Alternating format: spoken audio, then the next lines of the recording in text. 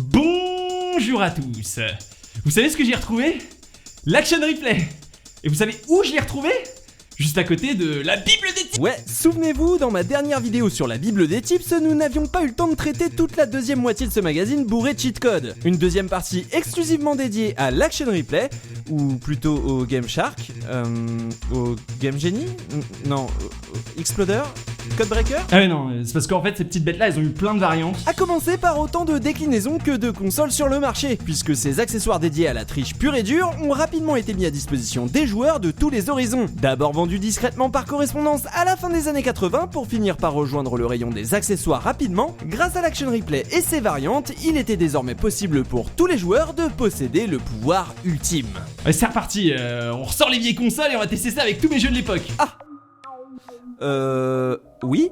Ah, j'avais oublié ce détail, l'Action Replay suffit pas en fait, il faut aussi les codes. Alors à cette époque, pour trouver des codes spécifiques à ce genre d'accessoires de triche, on avait deux solutions. Alors d'abord, on pouvait trouver les fameuses listes de codes dans un magazine, ou alors on pouvait regarder dans le petit livret fourni avec l'accessoire qui proposait aussi souvent quelques codes pour les jeux les plus connus. Problème, la Bible des tips, là y a pas la Mega Drive, et puis le livret, bah ça fait longtemps que je l'ai perdu. Mais c'est pas grave parce que l'Action Replay vous propose aussi de trouver vos propres codes. Et moi j'ai bien envie de tester avec Aladdin, donc du coup en fait c'est très simple, on lance le jeu, on met sur pause, on rentre un chiffre qui correspond à une donnée précise, comme ici par exemple le nombre de pommes, puis on relance la machine en essayant de rentrer un autre chiffre pour la même donnée, donc toujours les pommes, et on recommence jusqu'à ce que l'Action Replay déduise par élimination quelle sera la donnée à modifier. Et une fois qu'on a fait ça une bonne quinzaine de fois, et bah voilà, ça y est, voilà que j'ai trouvé le code exact pour garder mes pommes tout le temps à 10. Bon ça m'a juste pris 1h30 mais ça y est, j'ai les pommes à l'infini. Et puis je sais un peu plus comment fonctionne l'Action Replay. Parce que si c'est aussi compliqué, c'est parce qu'en utilisant un Action Replay avec un code,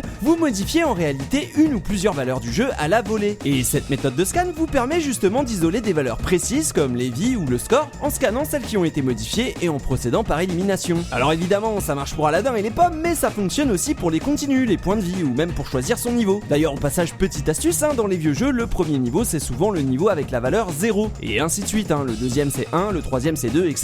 C'est pas forcément une info de ouf, mais quand on le sait pas, on galère un peu au début, et il vous faudra un peu d'entraînement pour bien utiliser l'outil qui vous demandera parfois d'entrer des dizaines de fois la donnée que vous souhaitez avec une valeur différente, et nécessitera donc tout autant de reset du jeu pour au final avoir les vies infinies ou être carrément invincible. Comme là par exemple dans le Roi Lion, là c'est cool, j'ai réussi à trouver comment me rendre invincible. C'est super, je vais enfin pouvoir passer tranquille les autruches. Ah, ok. Bon, vous avez compris, ça vaut le coup, mais ça marche pas toujours, et ça demande surtout d'avoir quand même pas mal de temps devant soi. J'ai du temps. Alors bon, j'ai pas toujours eu de bons résultats, voire pas de résultats du tout. Malgré tout, après quelques jeux, on arrive à faire quelques trucs rigolos, comme modifier la vitesse de Écho le Dauphin, ce qui est pratique, car did you know que la super vitesse vous permet actuellement de traverser tous les murs du jeu et de sortir du niveau? Du coup, après un peu d'entraînement, je suis retourné sur Aladdin, et waouh! Oui, ok, d'accord, le jeu est beaucoup plus marrant comme ça. Ou encore mieux, là par exemple, j'ai un peu fouillé sur Sonic Compilation, et j'ai carrément réussi à débloquer Sonic 3.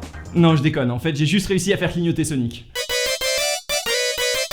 Bon, on va pas se mentir, à l'époque de la Mega Drive, les Action Replay n'étaient pas autant utilisés qu'ils ont pu l'être par la suite. Déjà parce qu'ils étaient principalement vendus comme un accessoire qui permettait de lire les jeux des autres régions, car avec les bons codes, il est possible de faire croire à la console que le jeu est legit. Mais j'imagine aussi que l'Action Replay était sans doute moins populaire parce qu'à l'époque, ils avaient surtout très mauvaise réputation, souvent associés au piratage, et que l'Action Replay traînait les traditionnelles rumeurs qui disaient que ça abîmait la console, voire les jeux, voire les deux. Et en fait, ils avaient peut-être pas tort, parce que vu comment j'ai du mal à retirer la cartouche, ça m'étonnerait même pas que ce soit vrai. Mais du coup, par contre, c'est très rigolo, parce que j'ai pu faire une Pizza Drive 3 cartouches.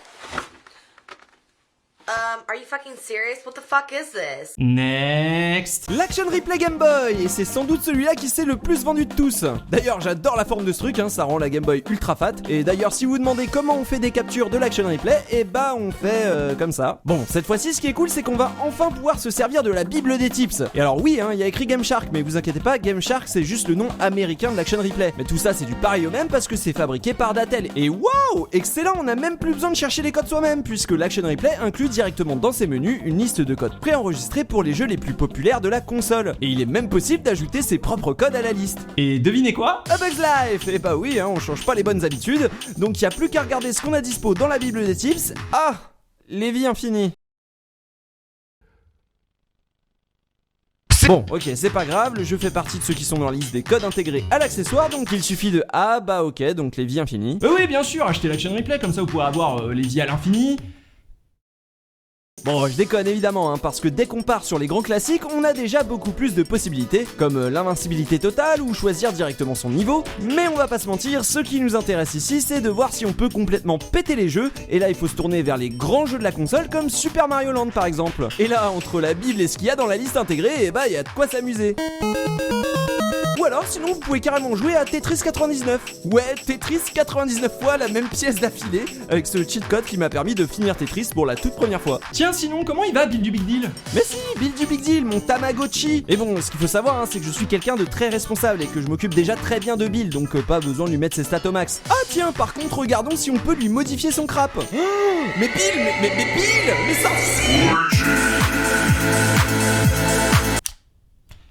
Littéralement. Et puis évidemment, impossible de parler de l'action replay de la Game Boy sans le mentionner. Je peux pas passer à côté de Pokémon, parce que s'il y a bien un jeu qui a fait vendre des action replay et des Game Shark, c'est bien les jeux Pokémon. Top.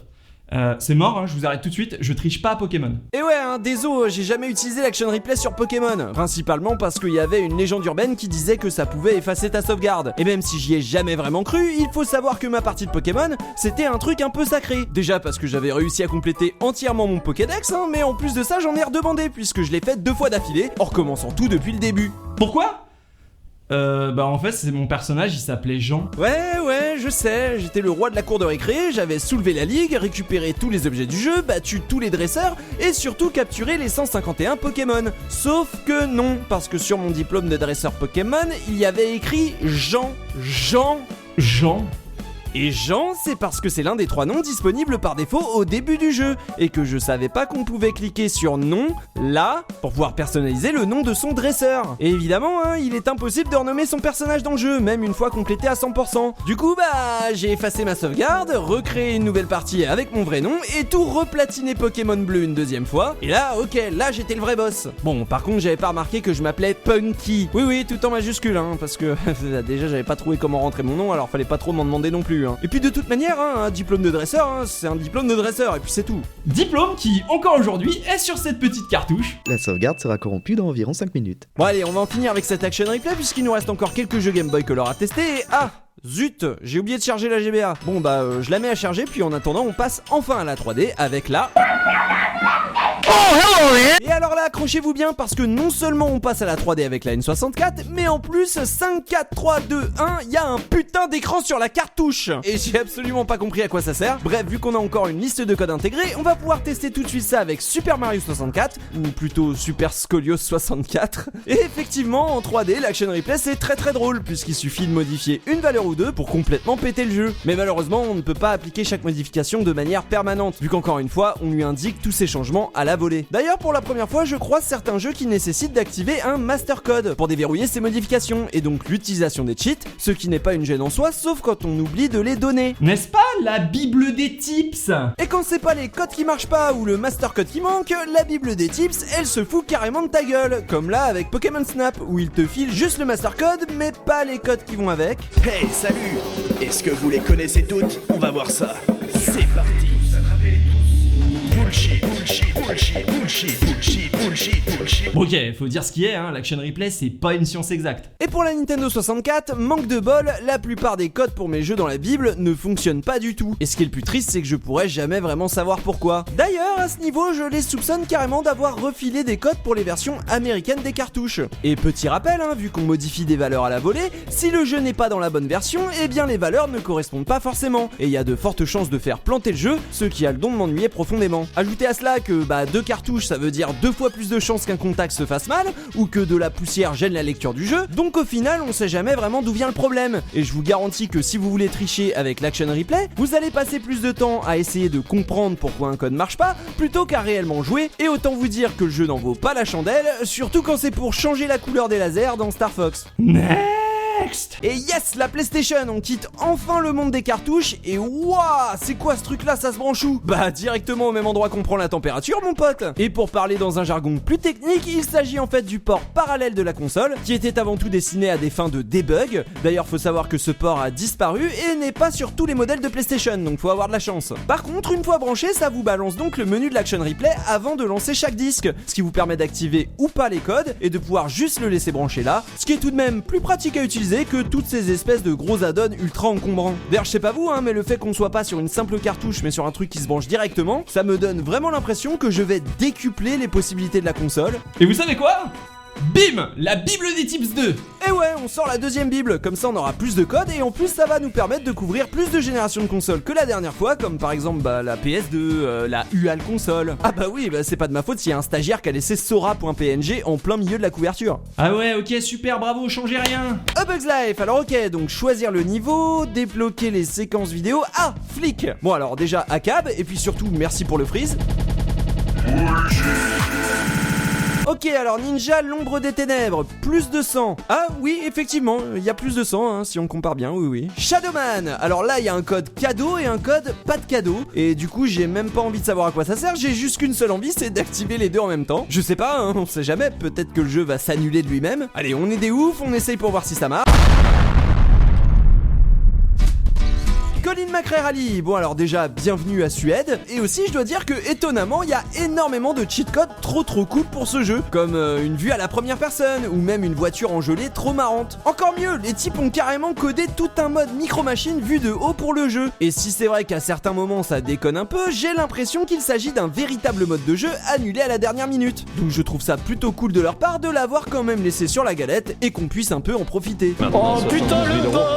Allez, on passe à Tony Hawk Pro Skater 2. Mais non, mais y a pas les codes pour Tony Hawk. Mais ça on l'a déjà dit. Street Skater, bon bah oui, désolé, on fait avec ce qu'on a, et allez, grâce à l'Action Replay, on a quand même accès à quelques personnages sympas à débloquer, comme le chimpanzé, bon bah j'avoue que c'est plutôt rigolo. Ouais, enfin pas ultra marrant de ouf, mais quand même pas mal drôle. Tomb Raider, bon alors dans la Bible des tips, y a pas grand chose à part le Spider Mode pour Tomb Raider 3 qui permet de s'accrocher à peu près à tous les murs du jeu. Alors bon, c'est pas Breath of the Wild non plus, il va falloir faire preuve d'un peu de patience et regarder Lara twerker contre les parois de la grotte à l'infini, mais au final ça permet de passer rapidement la plupart des niveaux, ce qui est très utile quand on bloque sur une énigme ou un passage de plateforme en particulier. Après la question qui se pose c'est au final, est-ce que ça tue pas un peu l'intérêt du jeu ? Prenez par exemple un RPG quelconque. Oui, voilà, celui-là il est bien quelconque. Bon bah je dois dire que c'est toujours un plaisir de pouvoir démarrer une partie avec tous les objets du jeu et la vie au max. Alors du coup qu'est-ce que je vais prendre comme arme moi ? Ah tiens voilà celle-là, elle a l'air rigolote cette arme-là. Et allez on va la tester sur le premier boss du jeu et hop, one shot, ça fait plaisir. Et bon forcément ça rend le jeu un peu plus accessible parce que même sans ultra abuser comme ici, un petit code juste pour doubler l'XP peut vraiment faire toute la différence sans forcément tuer complètement l'expérience de jeu pour quelqu'un qui serait pas du tout habitué au jeu de rôle. Et pour ma part c'est ce genre de code qui te donne un petit coup de pouce qui m'a permis de finir mes premiers JRPG. Donc pour tout ça et pour tout le reste, merci l'Action Replay. Même si bon, les codes sont toujours ultra longs à rentrer. Parce que faut savoir que jusqu'ici, la plupart des interfaces des Action Replay sont assez imbuvables. Notamment celui de la N64, qui est sans doute celui qui manque le plus d'ergonomie avec son interface façon Amstrad. Mais celle de la PS1 n'est pas beaucoup mieux et rentrer un code est toujours aussi fastidieux. Sans oublier qu'il faut ajouter à ça les master codes ou tout simplement les codes qui ne marchent pas tout seuls, comme là dans Gran Turismo. Bon bah y a un code argent, ce qui fait que tu peux acheter dès le départ toutes les voitures que tu veux, sauf que pour les conduire, il te faut les permis appropriés. Et effectivement, il y a bien des codes pour les débloquer directement, mais... Oh bah tiens, comme par hasard, la GBA vient de finir de charger. C'est bien, on va pouvoir passer à la Game Boy Color. Et puis en plus ça va aller vite parce que j'ai pas énormément de jeux Game Boy Color, du coup on va commencer par les Zelda. Et alors là c'est la fête au cheat code avec évidemment vie infinie, ou la possibilité de direct pousser son épée à fond, mais aussi la possibilité de traverser les murs, ou même d'être invisible, ce qui ne sert à rien mais qui est quand même rigolo. D'ailleurs, est-ce que vous saviez que Link avait deux visages ? Littéralement ? Allez, honnêtement, rien qu'avec les deux Zelda, il y a vraiment de quoi s'amuser, puisque comme je l'ai dit plus tôt, plus le jeu est connu et plus les codes disponibles sont nombreux. Et c'est d'ailleurs pour ça que j'ai pas trouvé de code pour Austin Power. Bon, ok, d'accord, j'ai compris. Envoie les Pokémon. C'est parti! Pour la toute première fois, je vais tester les fameux codes Action Replay pour les jeux Pokémon. Et pour l'occasion, et surtout pour être sûr d'en profiter à fond, je vais même ressortir mon ultime livre Pokémon de code. Alors oui, les mots sont pas dans l'ordre, et putain, ils avaient pas les droits. Non mais sérieux, c'est quoi ce truc? Qui est ce Pokémon? Alors moi je l'ai appelé Pikachum. Mais vous gênez pas, si vous avez un meilleur nom, défoulez-vous dans les commentaires. En même temps, c'est pas étonnant venant de la part d'un truc qui vient de chez Big Ben, dont je garde un sacré mauvais souvenir des manettes non officielles bien pourries qu'ils vendaient à la même époque. Tiens d'ailleurs, ils viennent quoi Big Ben? Ah ok, ils font toujours des manettes, sauf que maintenant ça s'appelle Nacon. Ok, bah merci pour l'info, j'achèterai jamais ça. C'est non. Par contre, concernant ce petit livret, c'est assez qualitatif. Une vraie bible des tips spécialement pour les jeux Pokémon, y compris les spin-offs comme Pokémon Trading Card Game, même si évidemment c'est bien sûr les jeux principaux qui m'intéressent, et notamment ma génération préférée, c'est-à-dire la toute première génération. Et alors là on déconne plus, parce qu'après avoir mis son argent à l'infini, les super bons et les Master Ball à fond, il est carrément possible de tout modifier dans le jeu. On parle de switcher les attaques ou les stats des Pokémon, mais aussi carrément l'image du Pokémon ou même son nom, sans oublier évidemment les codes pour faire apparaître certains Pokémon précis, version Shiny, level 100. Pire, il est carrément possible de voler les Pokémon des autres dresseurs du jeu. En fait, je vais même pas pouvoir vous lister toutes les possibilités, parce que tout ce qu'il y a dans ce petit livret vous permet littéralement de modifier chaque aspect du jeu de manière détaillée, avec même des tutos pour comprendre comment fonctionne l'Action Replay et les valeurs de chaque jeu. Et j'avoue que ça donnait franchement envie à l'époque, parce que ouais, je l'avais cette bible, et j'avais aussi l'Action Replay, et pourtant j'ai jamais passé le pas à l'époque, et au final, après coup, je regrette un peu, je me dis que j'aurais vraiment dû céder à la tentation. Attends, mais elle est où ma partie là? Quoi, c'est sérieux là? J'ai perdu ma partie pour de vrai?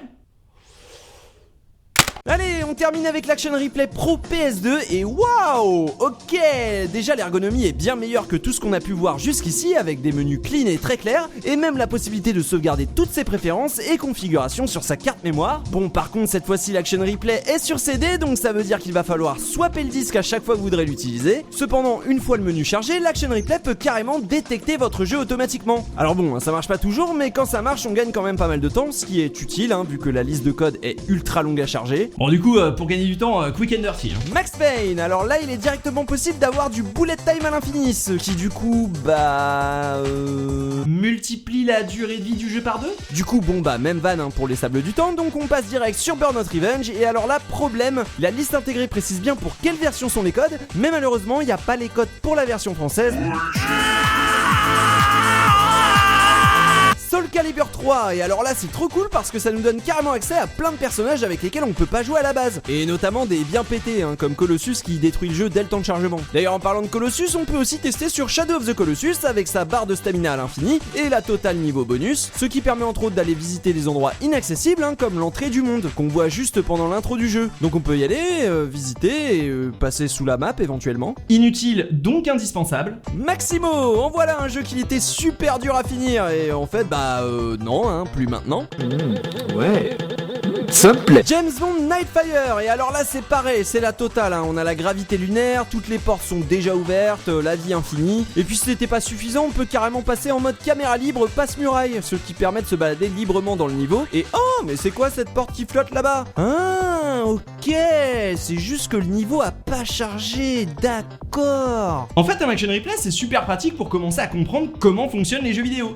Ou alors c'est pas obligé, on peut juste foutre le dawa. Et là, je pense évidemment à GTA San Andreas, un jeu qui avait déjà pas mal de codes dispo sans l'Action Replay, et pourtant là c'est carrément la teuf avec gravité lunaire, super vitesse, voiture incassable, 0 indice de recherche, et effectivement, quand on active tout ça en même temps, le jeu devient un gros bordel. En plus de ça, on peut modifier à peu près toutes les données du jeu, et en fait, rien qu'avec ça, vous en aviez pour votre argent. Même si pour le coup, il va falloir faire encore preuve de patience, parce que le gros défaut de cette Action Replay, c'est que le disque à mettre avant le jeu n'est pas toujours lu, alors que pourtant mon disque il est nickel. Et quand je dis pas toujours, c'est vraiment une fois sur deux, ce qui est un comble pour ma PS2 qui lit d'habitude absolument tout, y compris mes disques les plus dégueulasses, ceux avec les rayures circulaires. Et c'est peut-être ça qu'on retiendra au final, si vous voulez bidouiller avec l'Action Replay, c'est comme tout, il va vous falloir du temps. Du temps pour chercher les codes, du temps pour rentrer les codes, du temps pour les faire fonctionner. Bref, on est loin des combinaisons de touches à taper, puisqu'ici on est sur de véritables modifications du jeu qui nécessitent de s'investir un minimum, ne serait-ce que pour comprendre comment ça marche. Et d'ailleurs, j'utilise pas forcément le mot modification au hasard, puisque cette activité est pour moi bien plus à rapprocher du modding plutôt que d'un simple code de triche. Parce que derrière l'appellation cheat code de ce genre d'accessoire, il se cache en fait une véritable discipline. Et ce sera à vous de choisir dans quel camp vous vous trouvez. Celui de ceux qui vont scanner tout le jeu pour reconnaître les bonnes valeurs et chercher des façons de modifier le jeu, ou ceux qui vont simplement utiliser les codes pour leur propre plaisir ou simplement pour des questions d'accessibilité. Un peu comme un mode en fait.